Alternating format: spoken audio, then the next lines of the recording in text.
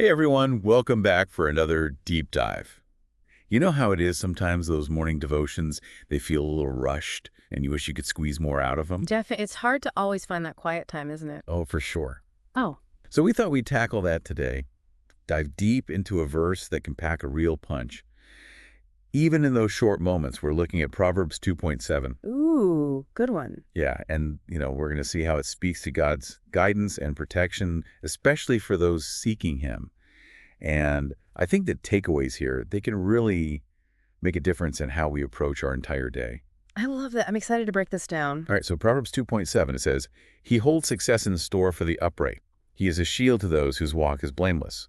Now, right away, that word success, it kind of jumps out, especially in our world today, right? Oh, yeah, I absolutely. mean, everywhere you look, it's all about achieving more, doing more, and it's easy to get caught up in that. But what does success actually mean, from a biblical perspective? How's it Mhm. different? Right. It's a huge question. And, the world might define success by, money, fame, power, that sort of thing. But Proverbs, it's pointing us towards something much deeper, right? It feels different. It is. It's about aligning our lives with God's will. It's about becoming more like Christ. It's not about what we have, it's about who we're becoming. So it's less about the outward stuff and more about what's going on inside our hearts, our character. Exactly. And that's where that second part of the verse comes in, God being a shield. It's powerful imagery. Yeah. It's like he's saying, look, walk with me, live righteously, and I will protect you. I'll be your shield. It's like that feeling of safety and security you get when you know someone's got your back no matter what.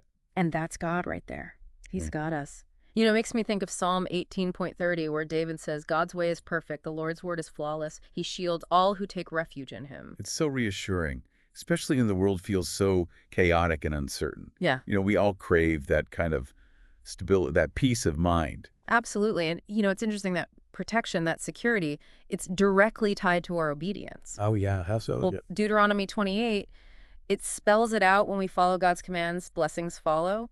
But when we wander off the path, things can get messy. It's so true. We've probably all experienced that, haven't we? Those times when we stray and we think we know better and it usually doesn't end well. Exact. But there's this other idea in Proverbs 2.7 that really struck me. It says, he preserves the path of his faithful ones. It's like this promise that if we stay true to God, he won't let us lose our way. It's beautiful, isn't it? And it reminds me of Isaiah 26.3. It says, you will keep in perfect peace those whose minds are steadfast because they trust in you. So that steadfastness, that unwavering trust in God, it keeps us grounded, especially when life throws those curveballs. It's such a powerful image. Okay, so we got this incredible verse packed with these ideas of protection, faithfulness. But how do we actually weave this into those short morning devotions, those precious few minutes we have before the day takes over? How do we make this verse a touchstone for our day? Well, for me, it starts with just reading the verse, really meditating on it, letting it sink deep into my heart. Sometimes I'll even jot down a few thoughts in a journal just to process it all. Yeah, journaling is great for that. And then talking to God about it, asking, what do you want to show me through this verse today? How can I apply this to my life? I love that. It's like turning the verse into a conversation with God. It is. And then, maybe even seeking out other scriptures that echo these same themes. If you're feeling vulnerable, maybe spend some time in Psalm 91. It's all about God's protection. Or if you're struggling with a decision, Proverbs 3 offers amazing wisdom on seeking God's guidance. It's about connecting those dots and letting the word speak to our specific needs. It's like building a web of truth, a safety net of God's promises that we can carry with us throughout the day. That's a great way to put it. So as we wrap up, let's bring this back to you listening right now, Proverbs 2.7.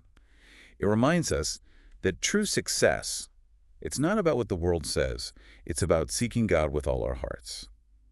It reminds us that he is a shield to those who live with integrity, and he preserves the path of the faithful.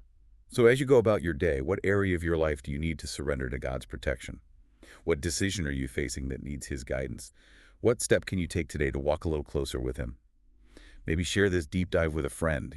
It could spark a great conversation or encourage someone who needs it. Those are great questions to ponder. Thanks for joining us for another deep dive. We'll see you next time. See you then.